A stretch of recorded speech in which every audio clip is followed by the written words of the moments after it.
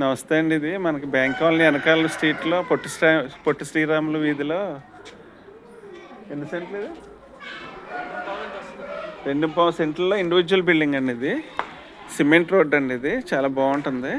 భీమవరం పట్టణం నడిబొడ్డున ఇది 2.5 సెంట్లో G+1+ పెంట్ హౌస్ కూడా ఉంది. పైన 60 lakhs చెబుతున్నారండి. చాలా బాగుంటుంది. చక్కటి మున్సిపల్ వాటర్, ఫిష్ మార్కెట్ ఉంది కదండి మనది.